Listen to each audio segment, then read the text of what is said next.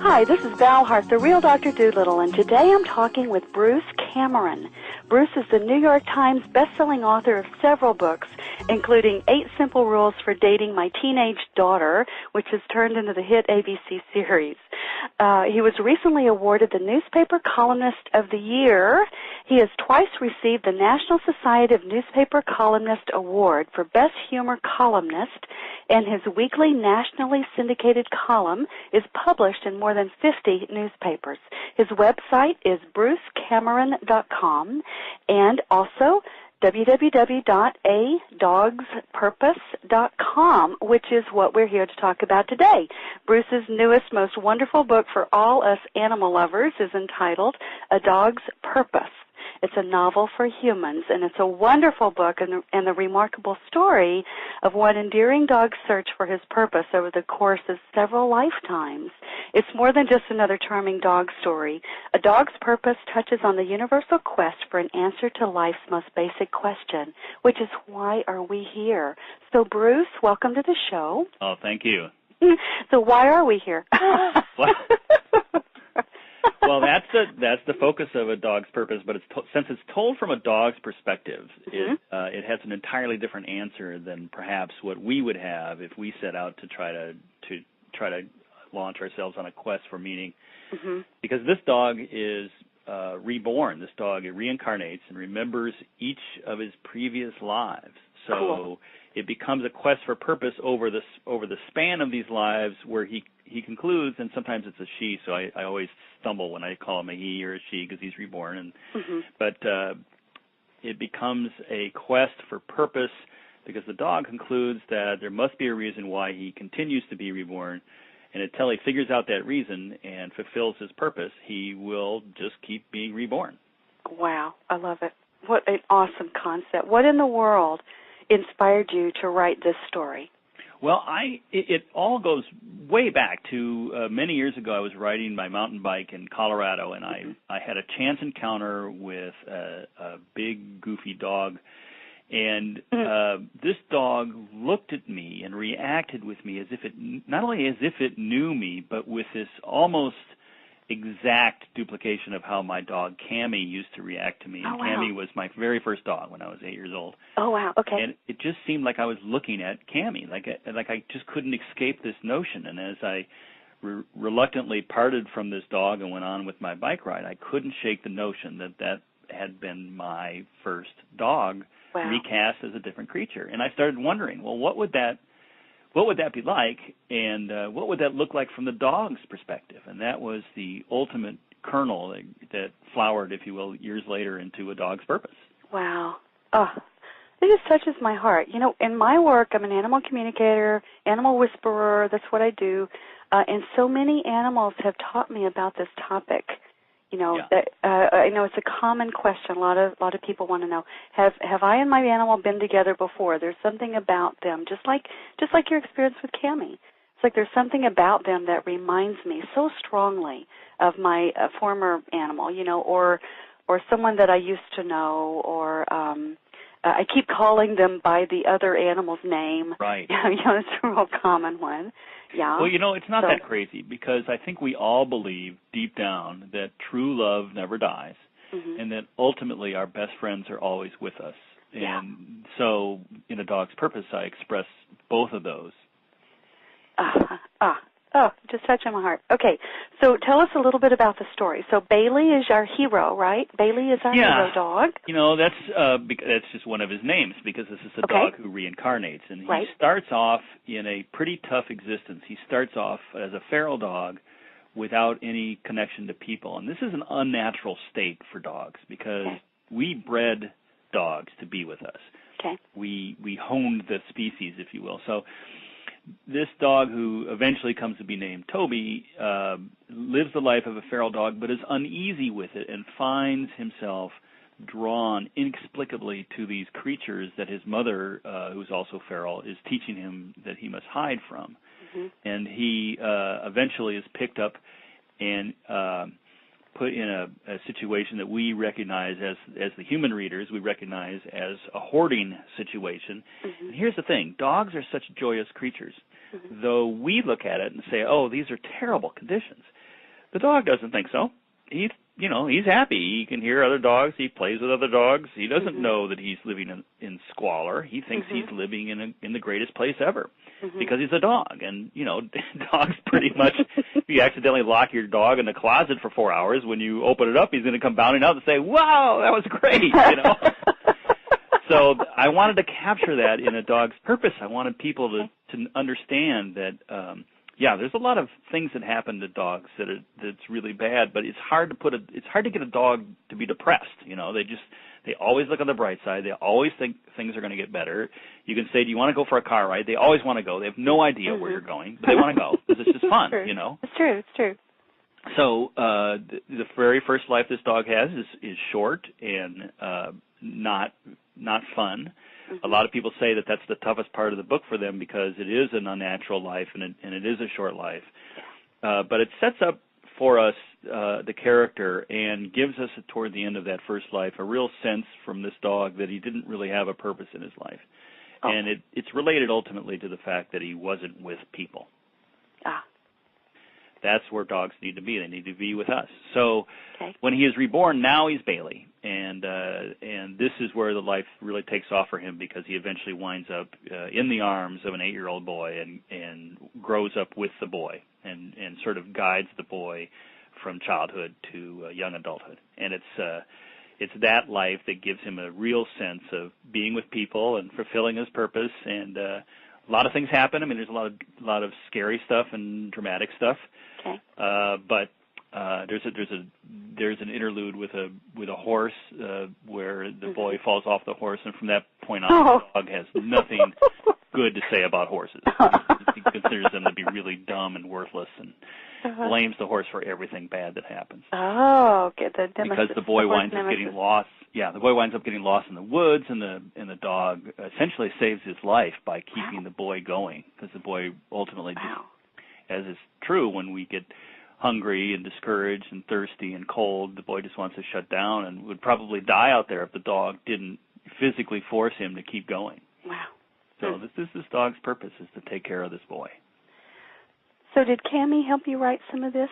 I'm starting to think. Is some of this partly actually your story?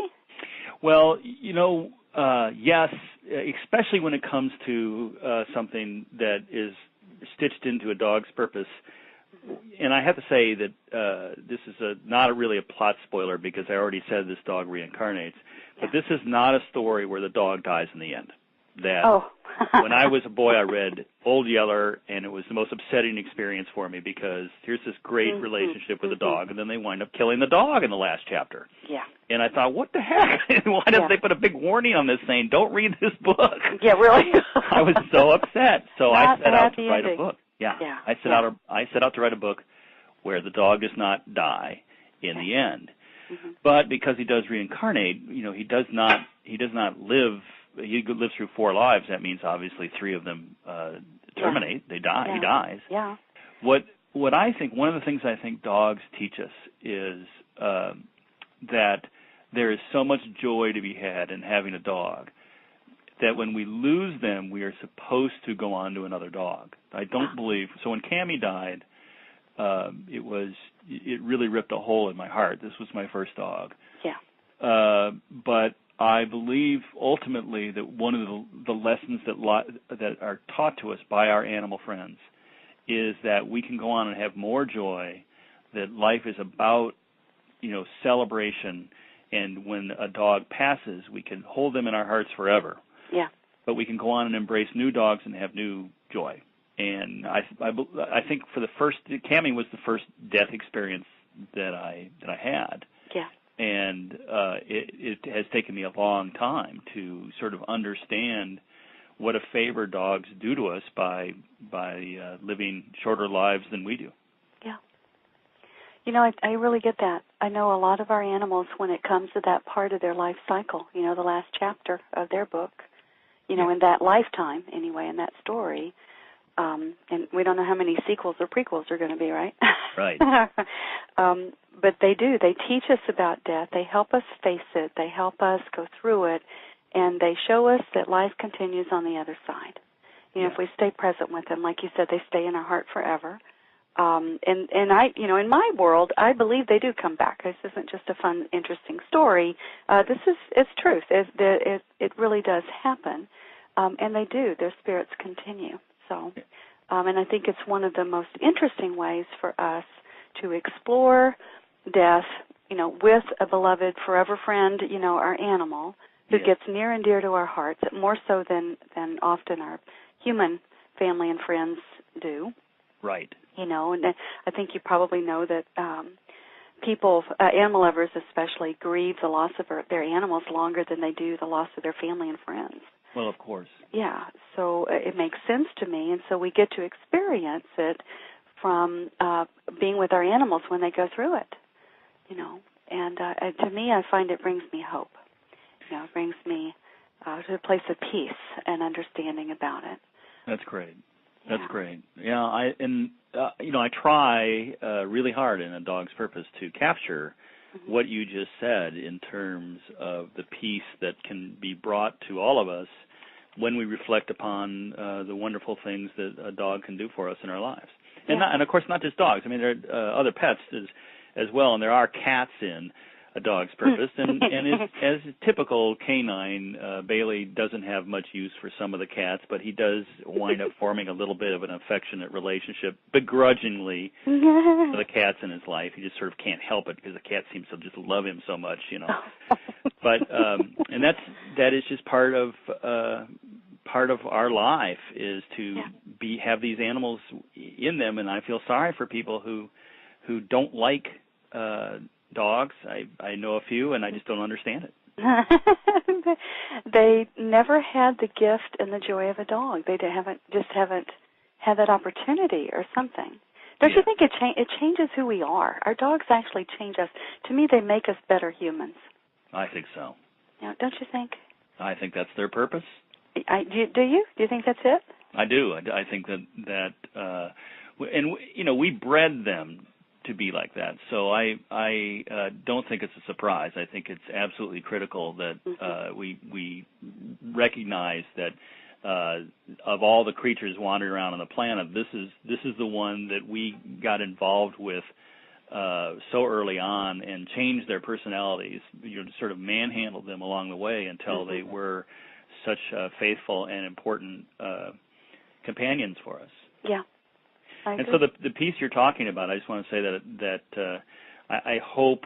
I mean, I have had a lot of people tell me that this book, unlike other books where you wind up, as I said, with all the other burying the dog in the end, this book, if they've lost a beloved pet, gives them a way of sort of seeing the whole experience. It gives them peace. And a lot of my fans are buying this book for friends of theirs who have recently lost a pet. They see it as being sort of curative.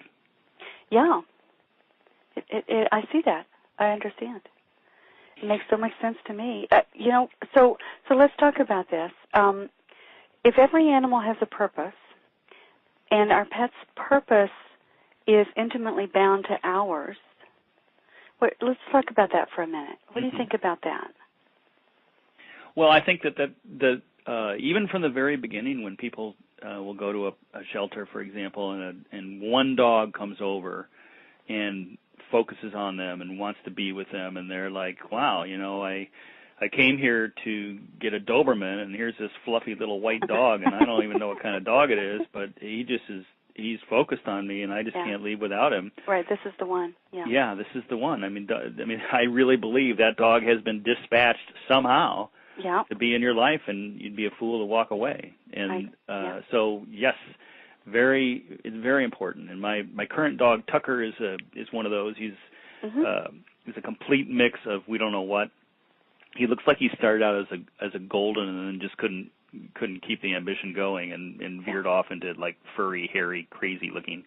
And he's 10 months old, and his job is to excavate the stereo cables from underneath the carpet.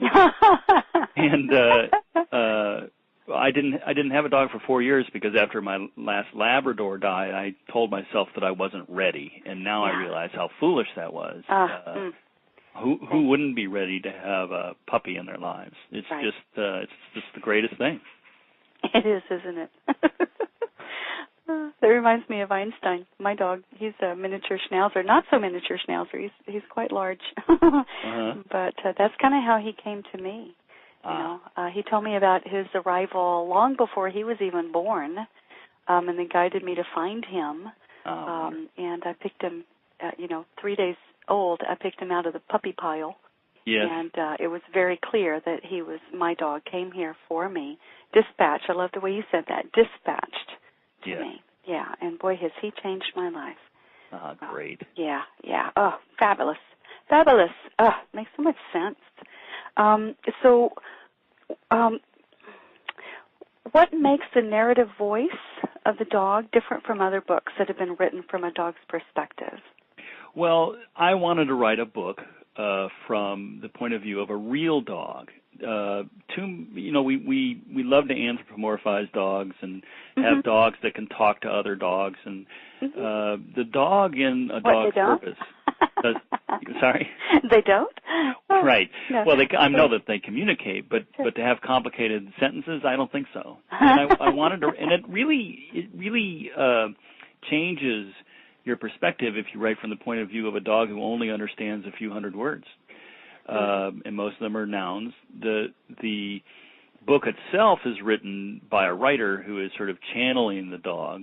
So it's a novel for humans, and it's a not told with a 200-word vocabulary because we all read that book when we were in kindergarten. Yeah, pretty much. But this book, though, when it comes to what the dog hears, the dog might be lying at your feet as Tucker is lying at my feet right now, and it's like an open microphone. He's got very good hearing. He understands what I'm saying, and every time I say the word Tucker, his ears flicker a little bit because he recognizes that out of the whole stream. But other than that, he doesn't know what's going on. And he probably doesn't even understand why I'm sitting here talking, and the whole concept of a phone is over his head. And that's the way it is for the dog and A Dog's Purpose. The complicated things that we take for granted, dogs don't understand. So when someone delivers a lecture on why you should never tip over the trash can and eat the stuff inside, a dog doesn't really. A dog knows that he might be in trouble if you're saying bad dog or if you're speaking sternly, and he feels guilty, but he doesn't really know why. As far as he's concerned, he left a bin of food out and he helped himself. It was a buffet. Yeah. Okay, I got it. I'd have to disagree with you on that point, but I understand. There is a way to express complicated things. But if we don't know how to share that with our dogs, then you're right. They tune us out, or they don't pay attention, or sometimes they're actually aware of things that we're not aware of. Oh, absolutely. In A Dog's Purpose, one thing the dog does do is key into human emotions at a much more complex level than we generally think. And that's because my observation of dogs is that they know when we're happy, they know when we're sad, they will. If you're crying, they'll come over and put a paw on your leg, or they'll bring you a tennis ball because they think a toy will cheer you up. They really are connected, Yeah, you're right. I find they feel what we feel actually almost sooner or more than we are consciously aware. You know, it's like they know what we are feeling like before we know sometimes. Yes. Because consciously our little 10% or less mind isn't always aware of what emotions we're actually holding in our body or what we're actually expressing subconsciously. Yeah, we may be broadcasting very clearly, but we don't know it. Exactly, and so they will mirror that or respond to it in many ways, or act it out for us if we seem to be oblivious. Yes. So they can kind of put our nose in it, so they can help us see it more clearly. Right. Yeah, I get it. And they're very good at teaching us when we've made a mistake. If we left them locked in the house too long, they figured that a good way to inform us of our mistake is to chew on our shoes. And when we come home, we'll put two and two together. They think, well, we're supposed to be so smart, right? We're the humans are supposed to. We'll get it. And very often we don't, Yeah, no. No, we the don't. people who yell and scream when the dogs bark when someone knocks on the door, as far as the dog is concerned, when there's someone knocking on the door and they bark, and we start yelling, we're yelling because that's the thing you do. So they think, okay, so I should be barking. Look what's happening. We're all yelling and barking. You know? Very exciting. Yes, we're all barking. That's a human bark. Yeah, exactly. And whatever made me bark in the first place, my human is now barking too. So it's true.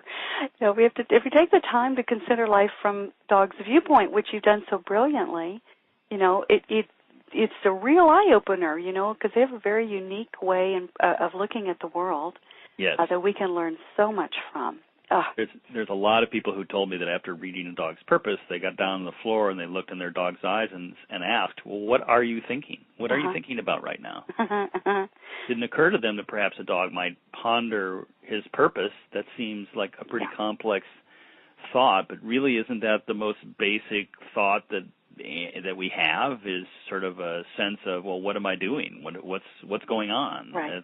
Our senses are all geared to reporting to us what's going on in the physical world, but then where's our place in it? That's something that we have to process. Right. Where's our place in it? And, you know, to me, part of that conversation is, what role are we playing? You know, which hat are we wearing? What role are we playing? How do we serve and contribute to our community? Yeah. You know, how do we take care of ourselves and our family? Very important. Mm-hmm. Very important. And dogs, you know, they want to have a job. In The Dog's Purpose, there's a part where the dog, as a female, is a German Shepherd who works with search and rescue.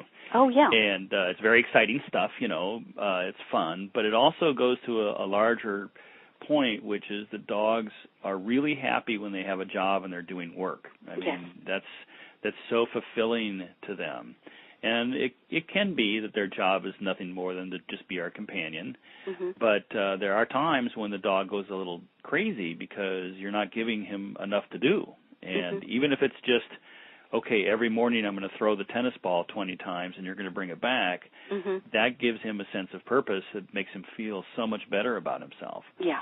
And but it's really fun when the dog is a female search and rescue, and she has this real sense of this is her work.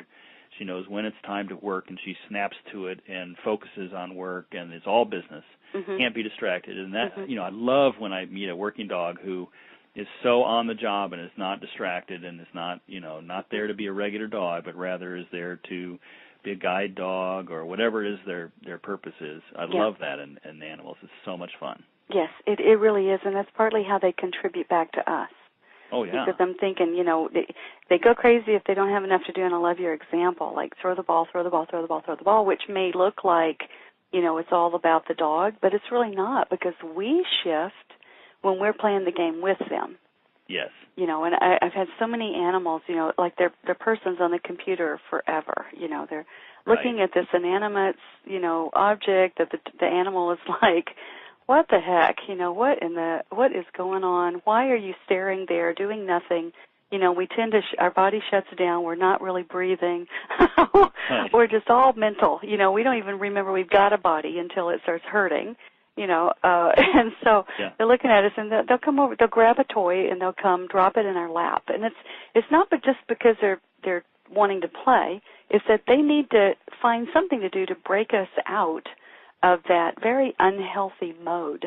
Right. You know, it's like they need us to refocus, to rebalance. And part of the way they do that is to invite us to play, which, you know, is a joyful, fun, entertaining, exuberant expression of self, and it brings us back more fully present and more aware.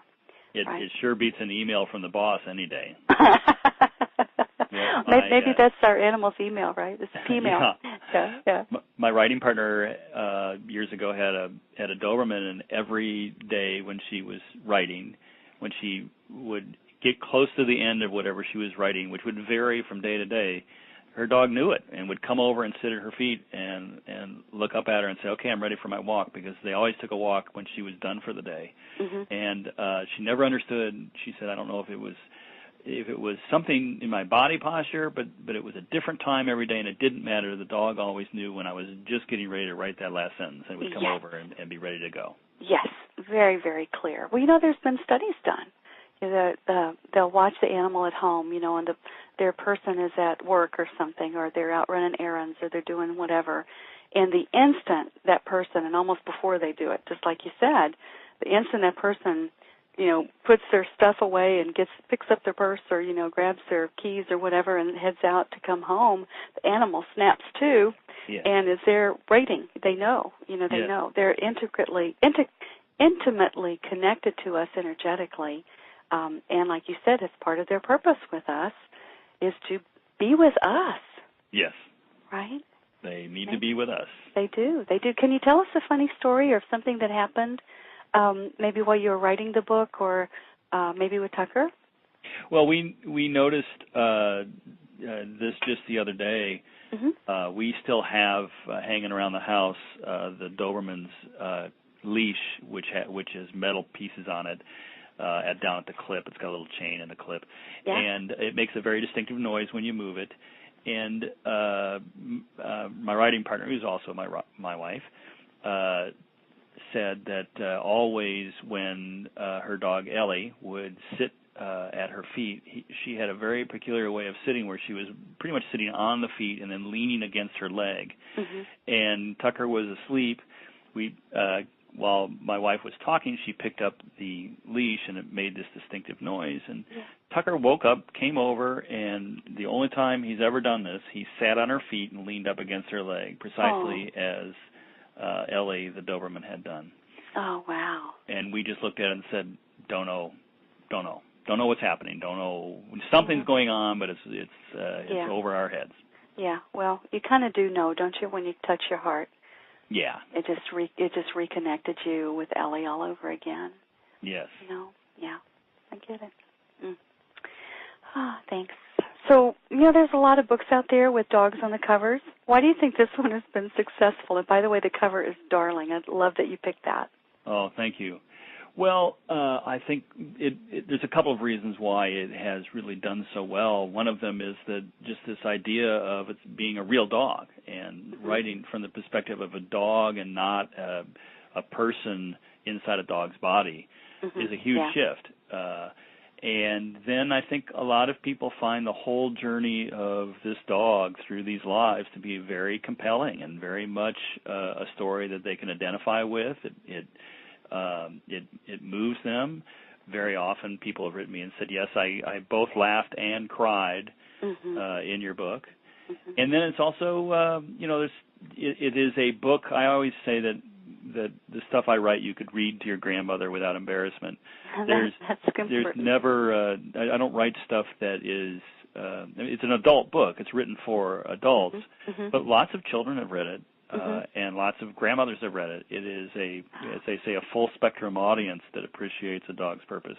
Yes. So it has made a great gift book. It has really resonated with people who are trying to move on or help their friends move on from the loss of a beloved pet. Yeah. And then it's just it's a funny but ultimately emotional journey that you go on with this wonderful dog, Bailey. I love that. Thanks, Bruce. You're welcome. Yeah. So do you have other books coming out soon? I'm so glad you asked that question because, yes, August 30th is the publication date for Emery's Gift, which is a book. It's another novel. It's a novel about a sort of little bit of an antisocial, struggling 13-year-old boy who comes together with his father to help save a very special grizzly bear. Wow. So it's a book about saving a grizzly bear? Yes. I love that. Wow. I like the idea of the boy. He's a regular kid too. I mean, this is the people who have read it, the editors and things like that. They really resonate with this boy is saying, yeah, this feels like a real 13-year-old. A lot of stuff happening that's really, really sort of earth-shaking in terms of the implications, and all he cares about is, his popularity at junior high school and a girlfriend. I mean, he's just very, very much the way little kids are when they're 13 years old. Right. Of course, he doesn't see himself as a little kid because when you're 13, you think you're an adult. That's right. Yeah, so I'm you're bigger than you were. Yeah, that's true. That's about all you could say. You're bigger than you've ever been in your life so far, right? That's great. So Emery's Gift is coming out in August. August 30th, so the very end of August. 30th of 2011, just in case you're listening to this after that date or before that date, you'll know to look for it about then. Make a note and look for it. Awesome. So you have anything else coming out?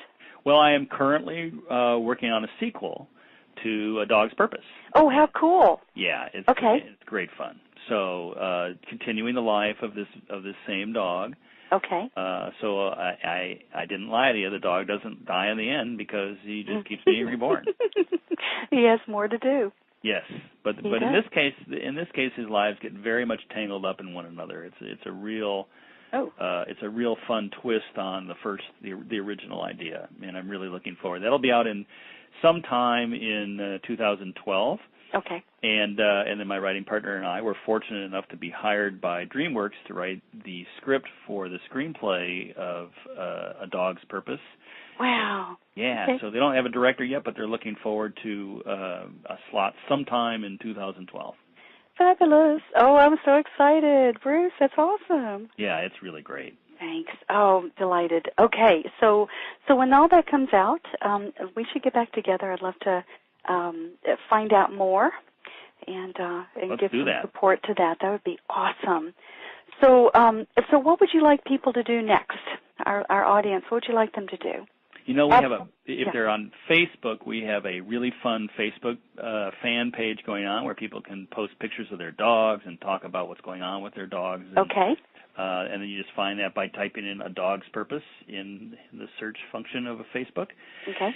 And then if you like dogs, and I assume that my default assumption is that people like dogs, they should go to adogspurpose.com. And at adogspurpose.com, you'll find that you can nominate your dog for Dog of the Week. And we give a free book away every week to the winner of the Dog of the Week contest. Cool. And we have some other stuff. We have dog videos and dog stories and things like that over there. So check out adogspurpose.com. So adogspurpose.com. Go check it out and nominate your dog for the Dog of the Week. That's great. And then on Facebook for your fan page, we've got A Dog's Purpose. Just search for that and come play. Right? Yes, come play and hang out and talk to the people. It's a big conversation. Fabulous. I love that. Okay, well, so I think we're about out of time, Bruce. Well, this has been great. I really appreciate it. It's been so much fun. It has. I'm delighted at your work, and so just supporting you and sending you lots of doggy love and everything. And back at you. Okay. Well, thanks so much for being on the show, and we'll catch up with you next. Okay, thanks, Al. Thanks. Bye.